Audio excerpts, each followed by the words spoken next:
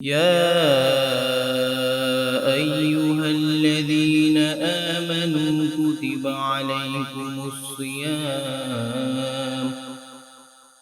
عليكم الصيام كما كتب على الذين من قبلكم لعلكم تتقون. أعوذ بالله من الشيطان الرجيم. بسم الله الرحمن الرحيم. الحمد لله رب العالمين الرحمن الرحيم مالك يوم الدين إياك نعبد وإياك نستعين اهدنا الصراط المستقيم صراط الذين أنعمت عليهم غير المغضوب عليهم ولا الضالين آمين صدق الله العظيم. اعوذ باللہ من الشیطان الرجیم. بسم اللہ الرحمن الرحیم. انتہائی محترم اساتذہ کرام، آج ہم پہلی نشست کے اندر موجود ہیں، دورہ ترجمہ قرآن مجید. جیسا کہ آپ کے علم میں ہے کہ یہ تقریباً 45 منٹ کی ہماری نشست ہوگی، اور اس کے اندر ہم قرآن عظیم الشان کی جو منتخب صورتیں ہیں تو اس کا فہم حاصل کرنے کے لیے ہم جو ہے یہ اس سے دورہ ترجمہ قرآن سے جو ہے استفادہ کریں گے. اس کا طریقہ کار جو ہے وہ یہ ہوگا کہ جتنے بھی شرکا ہیں تمام کے پاس سے قرآن عظیم الشان موجود ہو، ترجمے یا تشریح والا، اور فوکس ہمارا یہ ہوگا کہ تلاوت جو ہے وہ مختصر ہو، کیونکہ ہم بنیادی طور پر قرآن عظیم الشان کا فہم حاصل کرنے کے لیے ہم بیٹھے ہیں. تو مختصر جو ہے وہ تلاوت قرآن پاک کے بعد جو بھی اس سے دورانیے کے اندر منتخب حصہ ہوگا تو اس کا ہم ترجمہ پڑھیں گے. تو آپ کے پاس جو قرآن موجود ہوگا آپ پہ اس سے قرآن کے ترجمے کو ساتھ ساتھ جو ہے وہ دیکھتے جائیے گا. جہاں پر ضرورت محسوس ہوگی کہ ہم اس کی کچھ وضاحت کریں، کچھ تشریح طلب بات ہوگی تو اس کی ہم وضاحت اور تشریح بھی کریں گے وہاں پر. لیکن اس کے اندر ہم بہت زیادہ جو ہے وہ کہنا چاہیے کہ فقہی جو مشگافیاں ہوتی ہیں اور اس کے اندر جو بہت زیادہ باریکیاں ہوتی ہیں یا اس کے لغت کے جو مسائل ہوتے ہیں تو لازمی سی بات ہے کہ وہ ہمارے لیے اس طرح سے مفید نہیں ہوگی کہ جس طرح سے ایک عالم دین کے لیے یا دین کے علم کے اندر جو لوگ گہرائی کے اندر جانا چاہتے ہیں اور گہرائی کے ساتھ اس علم کو حاصل کرنا چاہتے ہیں ان کے لیے مفید ہے. تو ہم تو بنیادی طور پر اس قرآن عظیم الشان کا فہم حاصل کرنا چاہتے ہیں. اللہ رب العزت کا یہ بھی لاکھ لاکھ احسان اور شکر ہے کہ پروردگار نے اس سے رمضان المبارک کے بابرکت اور مقدس مہینے میں کہ جس کے اندر ہم موجود ہیں، جس کے اندر اب ہم داخل ہو چکے ہیں، اس قرآن عظیم الشان کو نازل فرمایا جو رہتی دنیا تک انسانوں کی ہدایت کا سبب اور ذریعہ ہے. تو بنیادی طور پر ہم اس قرآن پاک سے اپنے تعلق کو مضبوط کرنے کے لیے اس نشست کے اندر موجود ہیں. میں آپ تمام شرکا سے گزارش کروں گا کہ وہ پوری خوش دلی کے ساتھ، خوش طبعی کے ساتھ، دل جمعی کے ساتھ جو ہے اس کے اندر شریک ہوں، باوضو ہوں تو بہت اچھی بات ہے. اور کوشش کیجئے کہ توجہ جو ہے اب آپ پہ اس کے اندر شریک ہیں، موجود ہیں، تو اگر ہم اس کے ذریعے سے کسی ایک نئی چیز سے بھی استفادہ کرنے میں کامیاب ہو گئے یا جو چیزیں ہمارے علم میں ہیں اس کی ہم نے تذکیر اور یاد دہانی کر لی تو یہی اس کا حاصل ہے اور یہی اس کا فائدہ ہے. تو آج جو ہماری یہ پہلی نشست ہے تو اس نشست کے اندر ہم سورہ فاتحہ اور سورۃ المائدہ کی ابتدائی 2 رکوع جو ہے اس کو ہم ڈسکس کریں گے، اس کا ترجمہ ہم پڑھیں گے. تو ابھی آپ شرکا نے سورہ فاتحہ کی تلاوت سننے کی سعادت جو ہے وہ حاصل کی ہے. اس کا ترجمہ جو ہے وہ میں آپ کے سامنے رکھتا ہوں اور پھر اس کے اوپر ہم گفتگو اور اس کے اوپر ہم بات کرتے ہیں. یہ جو سورہ فاتحہ ہے یہ سورہ فاتحہ اس سورت کا نام ہے. یہ سورہ فاتحہ اس کے کئی نام جو ہے وہ روایات کے اندر ملتے ہیں. ایک تو بڑا مشہور نام جو ابھی میں نے آپ کے سامنے لیا فاتحہ ہے، یعنی اس کتاب کا آغاز، اس کتاب کی افتتاح کرنے والی صورت۔ اس کے علاوہ اس کا نام جو ہے وہ شفا بھی ہے، کہ ایک حدیث میں حضور علیہ الصلوۃ والسلام فرماتے ہیں کہ انسان کی جسمانی اور روحانی بیماریوں کے لیے شفا جو ہے یہ سورہ فاتحہ کے اندر اللہ رب العزت نے رکھی ہے۔ اس کا ایک بڑا مشہور نام جو ہے وہ الحمد شریف بھی ہے، یعنی عموماً ہم عام جو ہے وہ فہم انداز میں گھر میں یا ویسے کسی کو سمجھانے کے لیے ہم یہ بات کہتے بھی ہیں، ہمارے زبان زدِ عام یہ لفظ ہوتا ہے کہ الحمد شریف آپ نے پڑھ لی ہے، آپ کو یاد ہے، تو یہ سورت کا ایک اور مشہور جو ہے وہ نام ہے۔ اس کے علاوہ ایک اس سورت کا ایک اور بڑا مشہور نام جو ہے وہ کنز یعنی خزانے کے ہیں، کہ یہ اللہ رب العزت کے خزانوں میں سے جو ہے وہ ایک خزانہ ہے۔ اسی طریقے سے اس کا ایک نام ام القرآن بھی ہے، یعنی قرآن کی بنیادی طور پر اس کا مطلب تو یہ قرآن کی ماں، لیکن یہ جو ہے اس لیے اس کو کہا گیا کہ یہ قرآن کا اس سے جو ہے وہ آغاز ہوا ہے، بالکل قرآن کی ابتدائی جو ہے وہ صورت ہے، کہ جس میں اللہ رب العزت نے مجھے اور آپ کو آداب دعا بھی سکھائے ہیں، ہدایت کے راستے کی تلقین بھی کی ہے، اور اس عمل سے اس چیز سے بچنے کی بھی اللہ رب العزت نے جو ہے وہ ترغیب دی ہے کہ جو اللہ تعالیٰ کے غضب اور غصے کا مستحق ٹھہراتی ہے۔ اسی طریقے سے اس کا ایک بڑا مشہور نام سبع مثانی بھی ہے، یعنی سبع مثانی جو ہے وہ بار بار دہرائی جانے والی 7 آیات۔ اس کے بارے میں ایک روایت یہ ملتی ہے کہ یہ جو قرآن عظیم الشان کی مکمل سورت جو نازل ہوئی ہے پوری کی پوری ایک ساتھ، بالکل پہلی سورت وہ ہے سورہ فاتحہ، یعنی ابتدائی طور پر سورۃ العلق کی 5 آیات نازل ہوئی، پھر اس کے بعد سورہ مدثر کی ابتدائی 6 آیات نازل ہوئیں، پھر اس کے بعد سورہ مزمل کی چند آیات نازل ہوئیں، اور پھر اس کے بعد جو روایات سے پتہ چلتی ہے یہ بات کہ مکمل سورت جو ہے وہ چوتھی بار جو اللہ رب العزت نے وہی نازل فرمائی، تو اسی سورہ فاتحہ کو پروردگار نے حضور اقدس صلی اللہ علیہ وسلم کے قلب مبارک پر القاء کیا، وحی کیا۔ تو یہ قرآن عظیم الشان کی سب سے پہلی سورت بھی ہے کہ جو مکمل طور پر نازل ہوئی ہے اور بالکل ابتدائی زمانے میں نازل ہوئی ہے۔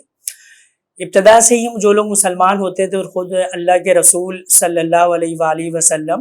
اسے سورت کو اپنی نمازوں میں پڑھا کرتے تھے، اور پھر ایک روایت سے یہ بات بھی پتہ چلتی ہے کہ اللہ رب العزت نے مدینہ منورہ کی ابتدائی زندگی کے اندر بھی اس سورہ فاتحہ کا ایک بار پھر مکمل طور پر جو ہے وہ نزول فرمایا۔ انتہائی محترم شرکا، یہ جو اس کا ترجمہ ہے میں آپ کے سامنے اس کا ترجمہ جو ہے وہ پڑھ دیتا ہوں، اور پھر اس کے بعد ہم اس کی مختصر تشریح کرتے ہیں، جہاں پر وضاحت کی ضرورت محسوس ہوتی ہے ہم اس کی وضاحت کر لیتے ہیں۔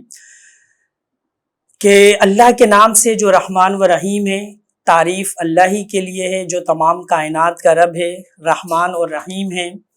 روز جزا کا مالک ہے، ہم تیری ہی عبادت کرتے ہیں اور تجھی سے مدد مانگتے ہیں، ہمیں سیدھا راستہ دکھا،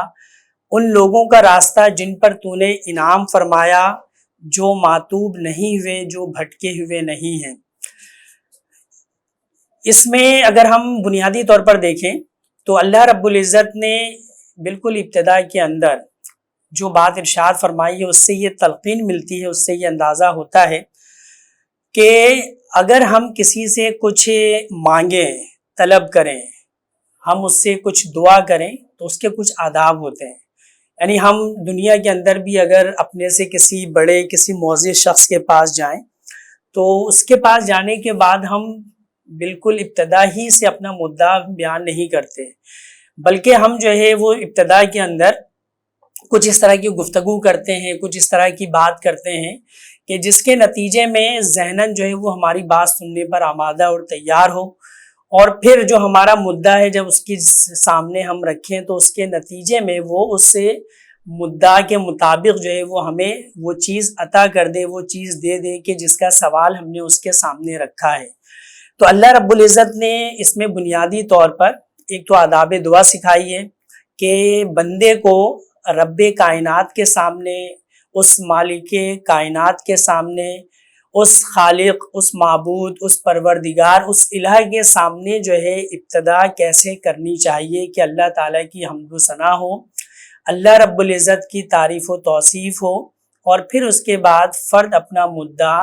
اپنی بات، اپنا سوال جو ہے وہ رب کائنات کے حضور جو ہے وہ پیش کرے۔ اچھا، چونکہ انسان نہیں جانتا کہ اللہ رب العزت کیا ہے، اللہ رب العزت کی صفات کیا ہیں، وہ کن عظیم طاقتوں کا، قدرتوں کا مالک ہے، تو اس لیے اللہ رب العزت نے خود اپنا تعارف بھی جو ہے وہ پیش فرمایا ہے۔ تو اس کے اندر آپ دیکھیے گا کہ اس میں اللہ تعالیٰ نے اپنے، ویسے تو کئی تعارف جو ہے وہ پیش فرمائے ہیں کہ جو ایک دوسرے سے منسلک ہیں، لیکن میں یہاں پر دو بنیادی چیزوں کی جانب اشارہ کروں گا کہ یہاں پر اللہ رب العزت نے جو تعارف پیش فرمایا ہے بنیادی طور پر، وہ رحمان و رحیم ہونے کا ہے۔ یہ رحمان و رحیم ویسے دونوں تو ہیں مبالغے کے صیغے، کہ بہت زیادہ رحم کرنے والا، بہت زیادہ مہربان، بہت زیادہ شفیق، بہت زیادہ جو ہے وہ خیال رکھنے والا، ہر دفعہ، ہر لمحے اور ہر وقت اس کی رحمت کا جو ہے وہ نزول ہم اپنی نگاہ کے سامنے جو ہے وہ موجود پاتے ہیں۔ لکھنے والوں نے، مفسرین نے اور لغت کے ماہرین نے یہ بات بھی لکھی ہے کہ رحمان و رحیم میں تھوڑا سا فرق یہ ہے کہ رحمان جو ہے وہ گہرائی کے اندر اتر جانے والی کسی رحمت کا نام ہے، یعنی جس کو ہم کہتے ہیں نا کہ زمین میں اس کی جڑیں جو ہے وہ پیوست ہیں، زمین میں اس کی جڑیں جو ہے وہ موجود ہیں، یہ بہت اندر تک زمین کے اندر یہ چیز جو ہے وہ اتری ہوئی ہے۔ تو اس کا یہ مطلب ہوا کہ اللہ رب العزت کی رحمت جو ہے وہ اتنی گہرائی میں اتری ہوئی ہے کہ اس کا جو ہے وہ کنارے کا اندازہ کرنا، اس کی گہرائی کا اندازہ کرنا جو ہے وہ ناقابل یقین ہے۔ اندازہ انسان نہیں کر سکتا کہ اللہ تعالیٰ کی رحمت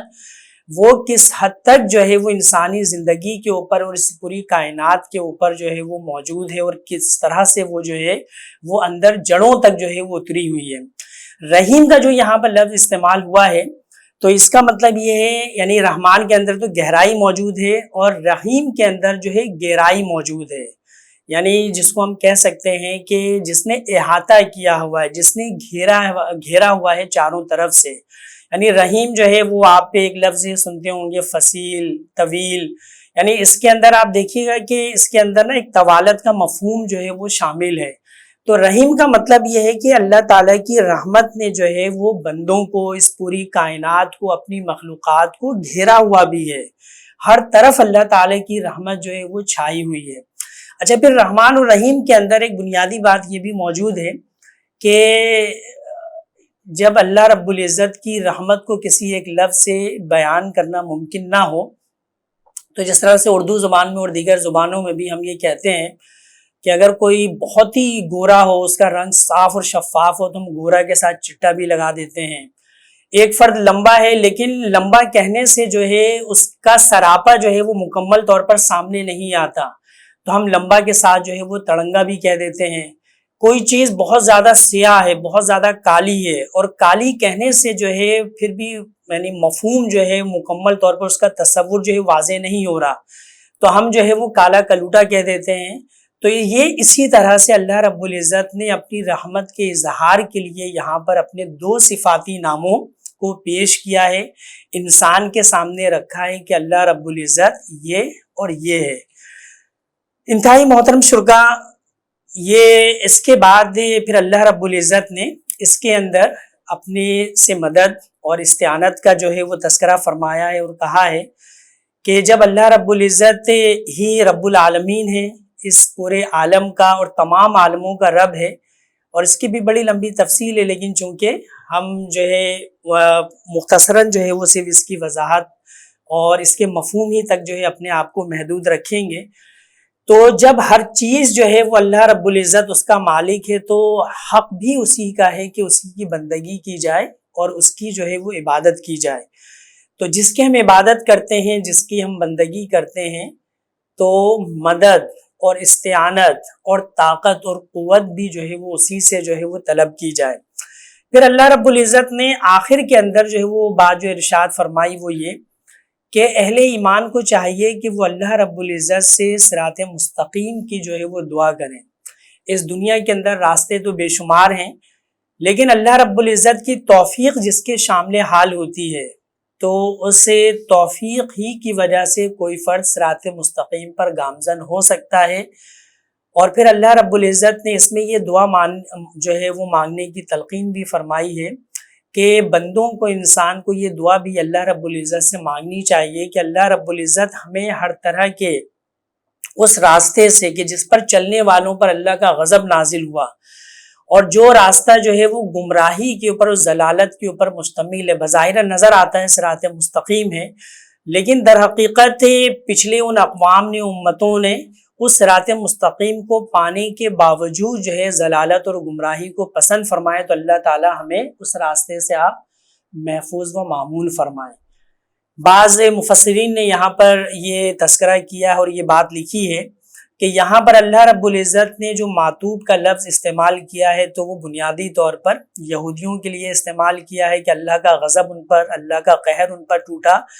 اور جو بھٹکے ہوئے نہیں، یعنی ضلالت اور گمراہی کا اللہ رب العزت نے جو تذکرہ فرمایا، تو یہ عیسائیوں کے بارے میں اللہ رب العزت نے تذکرہ فرمایا کہ انہوں نے دین کے اندر جو نئی نئی بدعات اور چیزیں انہوں نے اپنی طرف سے ایجاد کی، تو اس کا نتیجہ یہ نکلا کہ وہ لوگ صراط مستقیم کو چھوڑ بیٹھے۔ تو مختصراً یہ کہ یہ جو سورہ مبارکہ ہے، سورہ فاتحہ،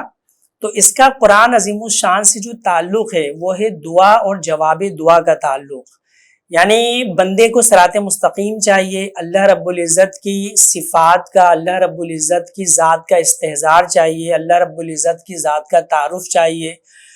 پھر اللہ رب العزت کے بارے میں اس کا یقین ہے کہ اگر صراط مستقیم مجھے کہیں سے مل سکتی ہے تو وہ رب کائنات ہے، اور پھر اس میں اللہ رب العزت کی غضب، غصے اور قہر اور ضلالت اور گمراہی سے جو بچنے کی دعا اور بات ہے،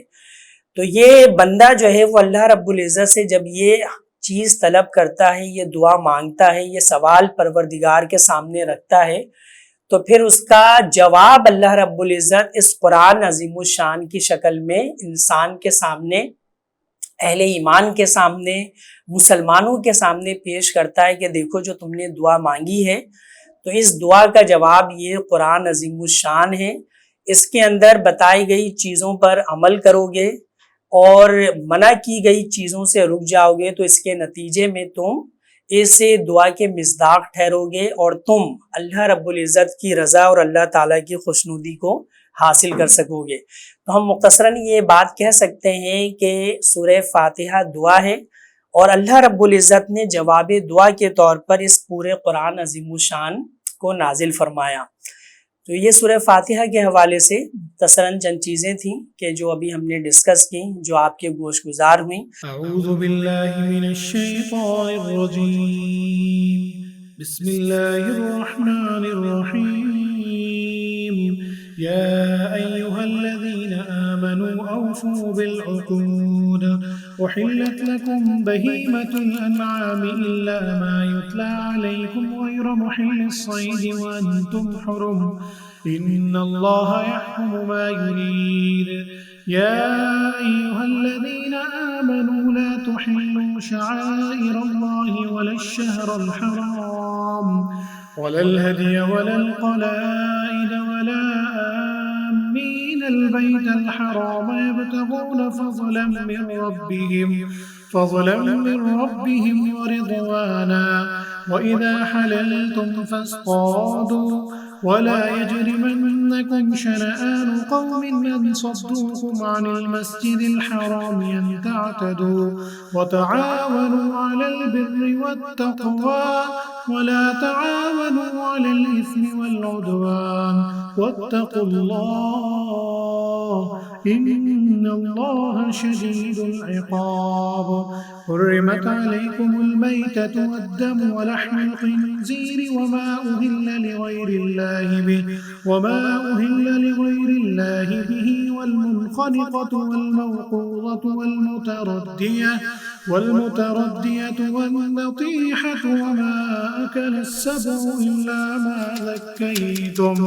وما ذبح على النصب وأن تستقسموا بالأزلام ذلكم فسق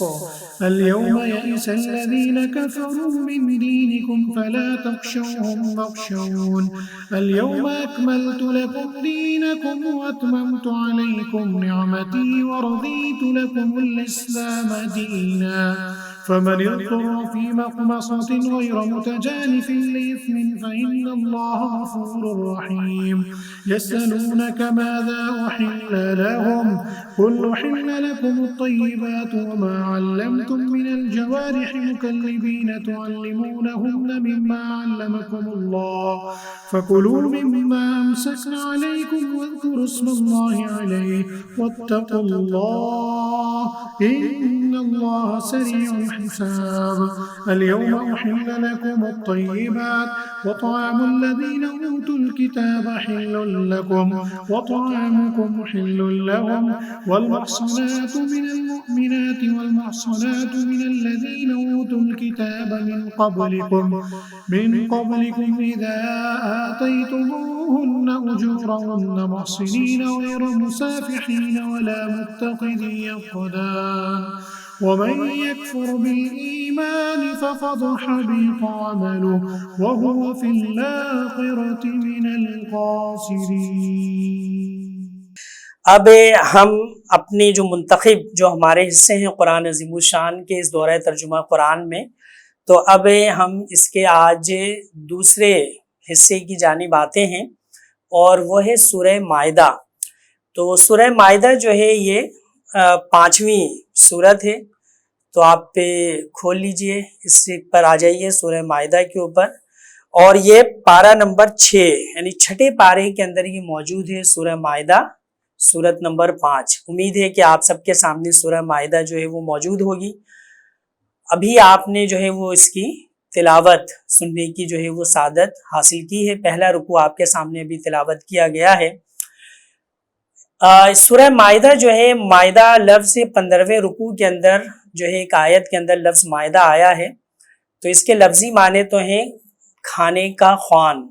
یعنی کھانے کا دسترخوان، کوئی کھانے کا برتن. تو یہ حضرت عیسیٰ علیہ السلام کے حواریوں نے حضرت عیسیٰ علیہ السلام سے درخواست کی تھی، تو اللہ رب العزت نے اس کے جواب میں اس مائدہ کو اتارا تھا. لیکن اس صورت کے اندر اس پر ڈسکس نہیں کیا گیا. یعنی قرآن پاک کی بہت ساری صورتوں کے جو نام رکھے گئے ہیں تو وہ صرف علامتی طور پہ رکھے گئے ہیں، پہچان کے لیے رکھے گئے ہیں، تعارف کے لیے رکھے گئے ہیں، شناخت کے لیے رکھے گئے ہیں. تو سورہ مائدہ کا جو نام مائدہ رکھا گیا ہے تو بس اس کی ایک علامت اور ایک پہچان اور شناخت کے لیے رکھا گیا ہے. اس میں مائدہ کے اوپر کوئی ڈسکشن جو ہے وہ نہیں ہوا ہے. یہ سورت جو ہے مفسرین کرام کی اکثریت کا خیال ہے کہ یہ سن 6 ہجری کے اواخر میں یا پھر 7 ہجری کے اوائل میں اللہ رب العزت نے اس سورت کو جو ہے وہ نازل فرمایا. بنیادی طور پر جو ہے اس کے اندر 3 موضوعات ہیں کہ جن کو اللہ رب العزت نے فوکس کیا، اور جب ہم اس پوری سورت کو ہم پڑھیں گے تو آپ دیکھیے گا کہ تمام کی تمام آیات انہی 3 موضوعات کے گرد جو ہے وہ گھومتی ہیں اور انہی کی جو ہے وہ وضاحت کرتی ہیں. تو اس میں سے پہلی چیز جو ہے وہ اللہ رب العزت نے مسلمانوں کے معاشرے کے اندر شرعی قوانین اور اپنے فرامین کو اللہ رب العزت نے جو ہے مسلمانوں کے سامنے بھیجا، مسلمانوں کے سامنے پیش کیا. اس سے پہلے ہمیں یہ بات اپنے پیش نظر رکھنی چاہیے کہ حضور علیہ الصلوۃ والسلام تقریباً 6 سال تک، یعنی ہجرت کے بعد کی یہ بات ہے، 6 سال تک اس مدینہ منورہ کی ریاست میں اسی اسلامی ریاست کی داغ بیل ڈالنے میں مصروف رہے، اور 6 سال کے عرصے کے اندر یہ اسلامی ریاست اپنی ایک شناخت بنانے کے اندر کامیاب ہو گئی. اس کی چلت پھرت، اس کا رہن سہن، اس کے کھانے پینے کا انداز، اس کے رنگ ڈھنگ، اس کے رسوم و رواج، ان کا جو ہے وہ لباس، ان کے مختلف احکامات، ان کے اجتماعی اور تمدنی معاملات، ان کے جو ہے وہ عوامل کے جس کا تعلق جو ہے وہ معاشرت سے تھا، اقتصادیات سے تھا، عمرانیات سے تھا، شہریت سے تھا. تو بالکل ایک الگ رخ کے اوپر جو ہے وہ اسلامی سوسائٹی کی جو ہے اسلامی معاشرے کی تعمیر ہو رہی تھی. تو اللہ رب العزت نے اس صورت کے اندر جو ہے وہ مزید کچھ احکامات جو ہے وہ بھیجے، مزید کچھ احکامات جو ہے وہ نازل فرمائے کہ جس میں جو ہے وہ اس ارتقائی اور تدریجی عمل کے اندر جو ہے وہ مسلمان اور زیادہ جو ہے وہ پیش رفت کر سکیں. ایک تو یہ موضوع ہے کہ مسلمانوں کے تمدنی اور معاشرتی معاملات کے حوالے سے اللہ رب العزت کے بہت سارے احکامات اور اللہ رب العزت کے بہت سارے فرامین جو ہے وہ اس کے اندر شامل ہیں. دوسرا یہ کہ مسلمان چونکہ ایک طاقت اور قوت بنتے چلے جا رہے تھے، صلح حدیبیہ جب ہوئی سن 6 ہجری کے اندر، تو اس کے بعد جو ہے وہ اسلام ایک بطور ریاست پورے عرب کے اندر مشہور و معروف ہو چکا تھا کہ اسلام کے پاس ایک ریاست ہے مدینہ منورہ کے نام کی، اور اس کی طاقت کو نظر انداز نہیں کیا جا سکتا۔ تو اللہ رب العزت نے اہل ایمان کو بالکل ابتدا کے اندر ہی یہ درس دیا، یہ بات بتائی کہ دیکھو طاقت اور قوت کے نشے میں آ کر مخمور ہو جانا اور پھر اس کی بنیاد کے اوپر جو ہے دوسروں کے اوپر زیادتی کرنا، ان کے ساتھ دست درازی کرنا اور ان کے ساتھ جو ہے وہ ظلم کا معاملہ کرنا، یہ کسی مومن کا اور اسلامی ریاست کا شیوا نہیں ہے۔ تو اللہ رب العزت نے اس کے حوالے سے مختلف مقامات کے اوپر جو ہے وہ ہدایات دی، ہم دیکھیں گے ابھی آئندہ کہ اس کے حوالے سے بھی جگہ جگہ پر اللہ رب العزت نے فرامین اور احکامات اور آیات کے ذریعے جو ہے وہ اہل ایمان کو پیغام دیا۔ اس کا جو تیسرا موضوع ہے وہ کہ اللہ رب العزت نے اس میں اہل کتاب کا، بنی اسرائیل کا اور اس میں یہودیوں کا، عیسائیوں کا اللہ رب العزت نے جو ہے وہ تذکرہ فرمایا ہے، ان کی گمراہیاں کہ جن سے اہل ایمان کو بچنا چاہیے، بہت سارے وہ معاملات کہ جو انہوں نے اختیار کیے حلال اور حرام کے اندر، اللہ رب العزت نے اس کے حوالے سے متنبہ کیا، بتایا کہ اہل ایمان کی روش اس موقع کے اوپر کیا ہونی چاہیے، اور ان یہود اور نصارہ کے طرز عمل سے بچ کر ہی اہل ایمان جو ہے وہ اللہ رب العزت کی رضا، اللہ تعالیٰ کی خوشنودی اور اللہ تعالیٰ کی جنت اور اس کا قرب جو ہے وہ حاصل کر سکتے ہیں۔ تو یہ ہیں وہ 3 موضوعات کہ جس کے گرد یہ پوری سورہ جو ہے وہ گھومتی ہے۔ جس طرح میں نے ابتدا میں عرض کیا کہ آپ نے اس کا پہلا رکوع جو ہے وہ سننے کی جو ہے وہ سعادت حاصل کی ہے۔ اب ہم پہلے اور دوسرے رکوع کو آج کی نشست کے اندر جو ہے وہ ہم ڈسکس کریں گے، اور پھر انشاءاللہ تعالی ہم آج کی اس نشست کا اختتام کریں گے۔ تو آپ آئیے گا، اس میں پہلی آیت دیکھیے گا۔ اللہ رب العزت نے کیا ارشاد فرمایا کہ اے لوگوں جو ایمان لائے ہو، بندشوں کی پوری پوری پابندی کرو۔ یعنی اللہ رب العزت نے تمہیں جن حدود اور قیود کے اندر، جن لیمیٹیشنز کے اندر اللہ رب العزت نے تمہیں پابند کر دیا، ان کی مکمل پابندی کرو۔ تمہارے لیے مویشی کی قسم کے سب جانور حلال کیے گئے، سوائے اس کے کہ جو آگے چل کر تم کو بتائے جائیں گے۔ عموماً مذہبی افراد نے اور دین کے اوپر عمل پیرا لوگوں نے حلال اور حرام کے معاملے کے اندر بھی بہت زیادہ مغالطہ آرائی کی ہے، بہت زیادہ اس کے اندر مبالغے کا وہ شکار ہوئے ہیں، غلو کیا ہے بہت زیادہ، یا پھر انہوں نے ایسا بھی کیا ہے کہ اللہ رب العزت کی حلال کی ہوئی چیزوں کو اپنے اوپر کسی وجہ سے جو انہوں نے حرام کر لیا، اپنے اوپر انہوں نے سختی کرنا چاہی، تو اس کا نتیجہ یہ نکلا کہ اللہ رب العزت نے ان کے ساتھ مزید سختی کر دی۔ انہوں نے اپنے اوپر ایک چیز حرام کی، اللہ تعالیٰ نے اس سے آزمائش کو مزید سخت کرتے ہوئے ان کے اوپر مزید چیزیں جو ہے وہ حرام کر دی۔ تو یہاں پر اللہ رب العزت نے اسلام کا جو بنیادی فلسفہ ہے جو ہمیں اپنے ذہن میں رکھنا چاہیے کہ دیگر مذاہب کے اندر یہ معاملہ ہے کہ ہر چیز جو ہے وہ حرام ہے سوائے یہ کہ جو چیزیں حلال بتائی جائیں۔ اسلام کا فلسفہ یہ ہے کہ ہر چیز حلال ہے سوائے اس کے کہ جس کو اللہ رب العزت حرام کہہ دے، اس کے لیے اللہ رب العزت جو اصول اور ضابطے بنا دے، اس کے اوپر جو چیزیں پوری اتریں گی وہ حرام ہوں گی، بقیہ ساری کی ساری چیزیں جو ہے وہ حلال ہوں گی۔ تو یہ ہے وہ اسلام کا فلسفہ کہ جس کو ہمیں اپنے سامنے اپنے پیش نظر جو ہے وہ رکھنا چاہیے۔ تو یہاں پر اللہ تعالیٰ نے مویشیوں کے حوالے سے یہ بات، یعنی جن کو ہم پالتو جانور بھی کہتے ہیں یا پھر اس سے جو ملتے جلتے جانور ہیں، دیکھیں اس میں ایک لفظ استعمال ہوا ہے انعام۔ انعام جو ہے وہ عربی زبان کے اندر بنیادی طور پر کہا جاتا ہے اونٹ، گائے، بھیڑ، بکری، دمبے وغیرہ کے لیے۔ بہیمہ کا جو لفظ ہے تو اس کا مطلب یہ ہوا کہ جو ان جیسے چرنے چگنے والے جانور ہوں تو وہ بھی، ورنہ اگر اللہ تعالیٰ انعام کا لفظ کہتا ہے تو اس کا مطلب یہ تو ہے کہ جو 4-5 جانور کے جن کو عربی کے اندر جو ہے وہ انعام کہا گیا، اللہ تعالیٰ نے شاید صرف انہیں ہی حلال کیا ہے، لیکن بہیمہ کے لفظ سے اللہ رب العزت نے یہ وضاحت کر دی کہ نہیں، ان جیسے اور بھی تمام جانور کہ جو چرتے چگتے ہیں، جو حیوانی غذا نہیں کھاتے بلکہ نباتاتی غذا کھاتے ہیں، یعنی جھاڑ جھنکار، پودے، گھاس، پتے، اس طرح کی جو چیزیں کھاتے ہیں، تو اللہ رب العزت نے انہیں تمہارے لیے جو ہے وہ حلال ٹھہرایا ہے۔ آگے چل کر اللہ تعالیٰ نے کیا بات ارشاد فرمائی کہ لیکن احرام کی حالت میں شکار کو اپنے لیے حلال نہ کر لو. یعنی انسان جب عمرہ اور حج کے لیے جائے تو وہ لباس کے جو سفید 2 چادروں کے اوپر مشتمل ہوتا ہے،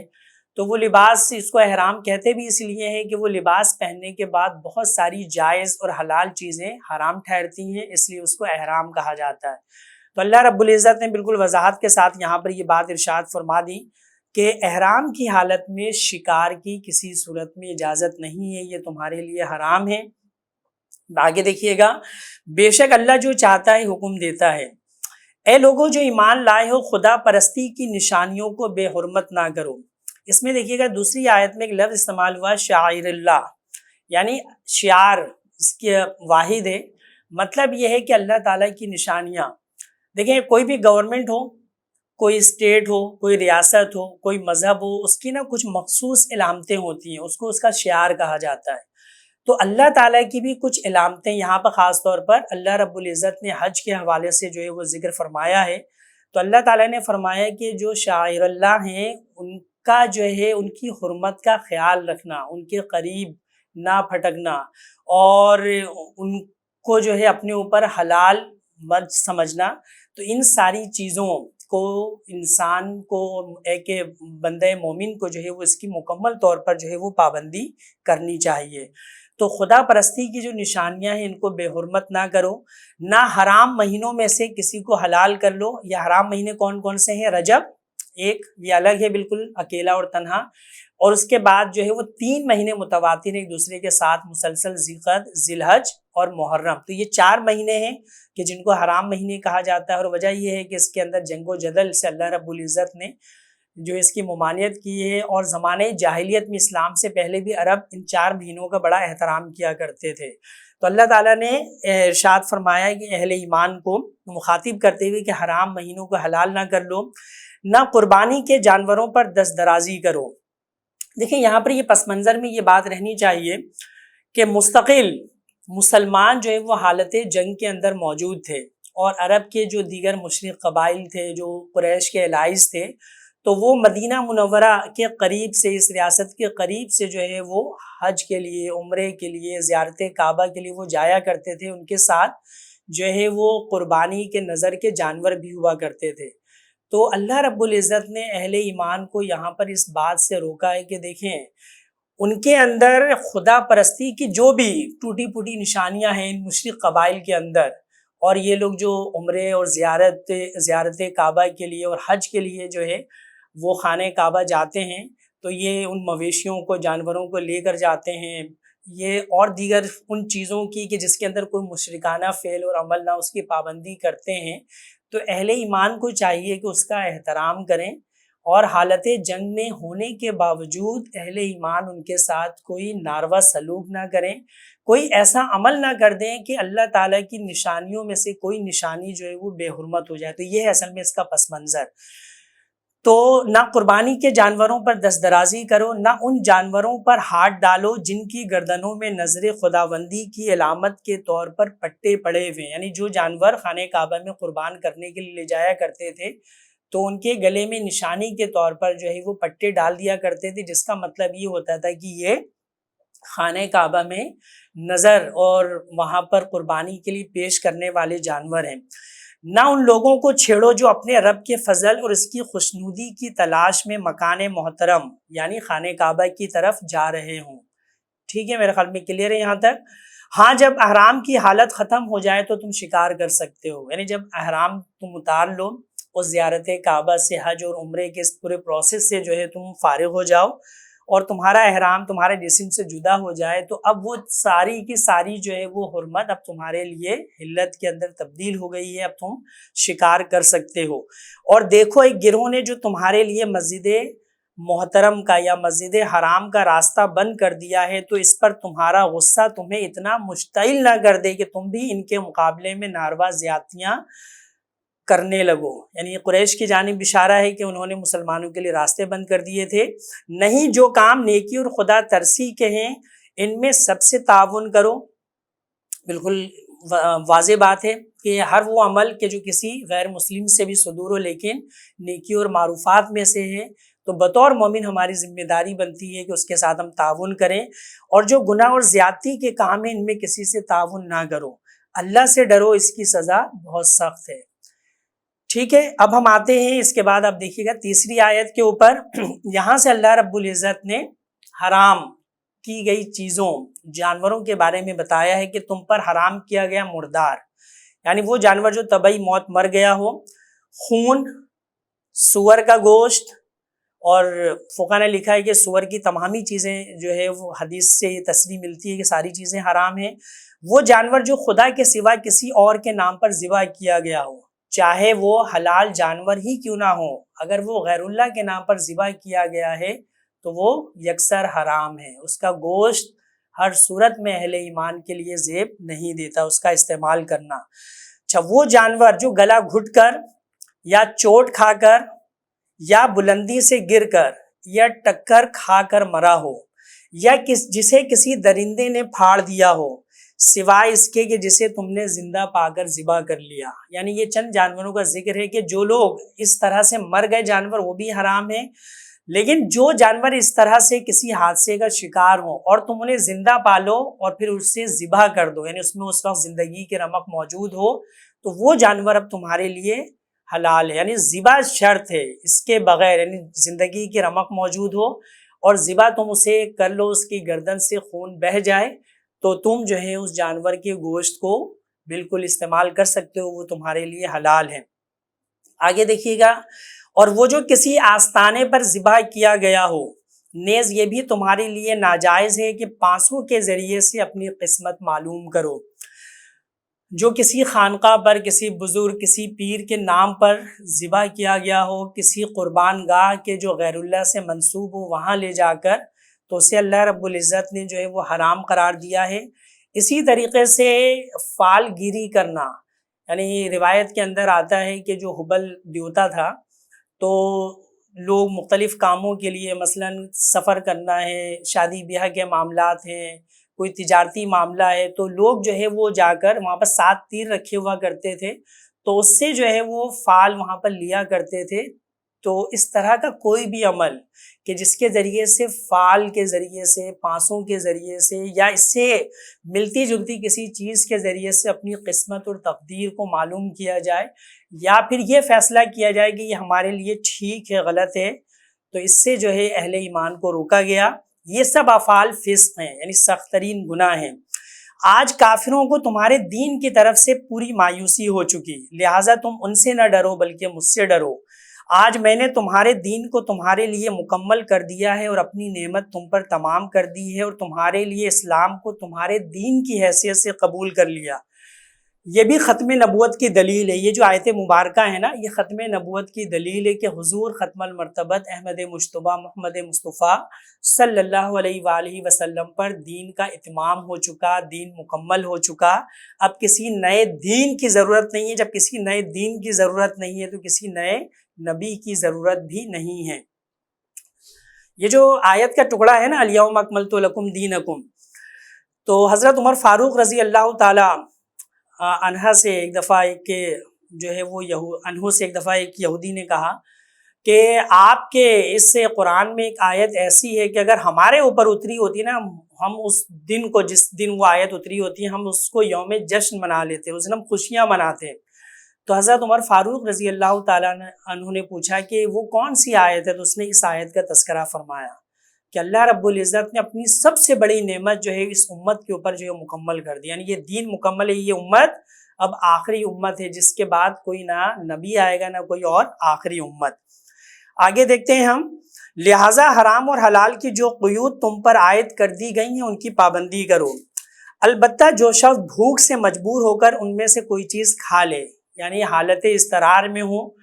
بھوک سے اس کی جان جو ہے وہ لبوں پر آ گئی ہو، اس کے جسم اور جان کا رشتہ جو ہے وہ ٹوٹنے والا ہو، تو اسے اجازت ہے کہ وہ اپنی جان بچانے کے لیے اس میں سے تھوڑا بہت کھا سکتا ہے، بغیر اس کے کہ گناہ کی طرف اس کا میلان ہو، تو بے شک اللہ معاف کرنے والا اور رحم فرمانے والا ہے۔ یعنی دل کے اندر یہ ہو کہ مزے لے کر نہ کھائے، بلکہ صرف جسم اور جان کے رشتے کو برقرار رکھنے کے لیے کھائے، کہ اللہ رب العزت بس تم میرے لیے کہیں سے حلال کا انتظام فرما دے، یعنی دل کے اندر یہ کیفیت ہو، دلی رغبت نہ ہو، بس ضرورت کے تحت ہو۔ لوگ پوچھتے ہیں کہ ان کے لیے کیا حلال کیا گیا ہے، کہو تمہارے لیے ساری پاک چیزیں حلال کی گئی ہیں، یعنی جس کو قلب سلیم تسلیم کرتی ہو، جس کو اسلامی اصول اور ضابطے حلال قرار دیتے ہوں، اور جن شکاری جانوروں کو تم نے سدھایا ہو، جن کو خدا کے دیے ہوئے علم کی بنا پر تم شکار کی تعلیم دیا کرتے ہو، اور وہ جس جانور کو تمہارے لیے پکڑ رکھیں اس کو بھی تم کھا سکتے ہو۔ یہاں پر شکاری جانوروں کے ذریعے جو شکار حاصل ہو، مثلا کتے اور چیتوں کو جو ہے یا پھر مختلف جانوروں کو انسان سدھا کر جو ہے ان کے ذریعے شکار کرتا ہے، تو حکم یہ ہے کہ ایسے شکاری جانوروں کو جب شکار کے لیے روانہ کیا جائے تو بسم اللہ کہہ کر روانہ کیا جائے، اور وہ جانور یعنی وہ جو آپ کا شکاری جانور ہے، جب وہ جانور کو کسی جانور کو اس نے شکار کر لیا اور وہ جانور مر بھی گیا تو وہ آپ کے لیے حلال ہے۔ لیکن یہاں پر ایک بات یہ ہمیں ذہن میں رکھنی چاہیے، حضرت عدی بن حاتم رضی اللہ تعالیٰ عنہ، تو انہوں نے کہا کہ نبی صلی اللہ علیہ وسلم میں نے اپنے ایک شکاری کتا کسی جانور کے پیچھے روانہ کیا، وہ جانور مارا گیا، لیکن جب میں وہاں پر پہنچا تو میں نے دیکھا کہ میرا جو شکاری کتا ہے اس کے علاوہ بھی کوئی دوسرا کتا وہاں پر موجود ہے، تو نبی صلی اللہ علیہ وسلم نے فرمایا کہ پھر اسے استعمال نہ کرو، وہ تمہارے لیے جائز نہیں ہے، کیونکہ ممکن ہے کہ دوسرے کتے نے اس کو شکار کیا ہو، تم نے تو اپنے کتے کے اوپر بسم اللہ کہہ کر روانہ کیا تھا شکار کے لیے، تو یہ جو دوسرا کتا ہے اس کے اوپر تم نے نہیں کہا تھا، اس لیے یہ تمہارے لیے حرام ہے۔ باقی اس کی تفصیلات فقہ کی کتابوں کے اندر موجود ہیں، اور اگر آپ اس تفسیر کا یا پھر ان آیات کی تفسیر کا آپ کہیں سے بھی مطالعہ کریں، وہاں سے بھی مزید تفصیل آپ کو مل سکتی ہے۔ البتہ اس پر اللہ کا نام لے لو، یعنی اگر وہ جانور ذبح ہے یعنی ابھی زندہ ہے تو پھر اس کو ذبح کر لو اور اللہ کا نام لے کے ذبح کرو، اور اللہ کا قانون توڑنے سے ڈرو، اللہ کو حساب لیتے کچھ دیر نہیں لگتی۔ آج تمہارے لیے ساری پاک چیزیں حلال کر دی گئی ہیں، اہل کتاب کا کھانا تمہارے لیے حلال ہے اور وہ تمہارا کھانا ان کے لیے۔ دیکھیں یہاں پر بنی اسرائیل نے نا اپنے اوپر سختیاں کی، تو اللہ تعالیٰ نے بہت ساری چیزیں ان کے اوپر جو حلال تھیں جائز تھیں ان کو حرام، تو اللہ تعالیٰ نے کہا کہ اللہ نے یہ سارے حدود اور قیود تمہارے اوپر سے اٹھا لیے جو بنی اسرائیل کی غلط کاریوں کے نتیجے میں اللہ نے ان پر عائد کر دیے تھے، تو اللہ رب العزت نے تمہیں اس سے بالکل محفوظ و معمول فرمایا۔ اور یہاں پر جو اہل کتاب ہیں ان کا ذبیحہ جو ہے وہ ہمارے لیے اہل ایمان کے لیے اللہ رب العزت نے حلال کیا۔ پھر ان سے نکاح کے بارے میں کیا فرمایا، اور محفوظ عورتیں بھی تمہارے لیے حلال ہیں، یعنی اہل کتاب کے اندر وہ عورتیں جو اپنی عزت اور عصمت کی حفاظت کرنے والی ہوں وہ تمہارے لیے حلال ہیں، خواہ وہ اہل ایمان کے گروہ سے ہوں یا ان قوموں میں سے جن کو تم سے پہلے کتاب دی گئی تھی، بشرط یہ کہ تم ان کے مہر ادا کر کے نکاح میں ان کے محافظ بنو، نہ یہ کہ آزاد شہوت رانی کرنے لگو یا چوری چھپے آشنائیاں کرو۔ اور جو کسی نے ایمان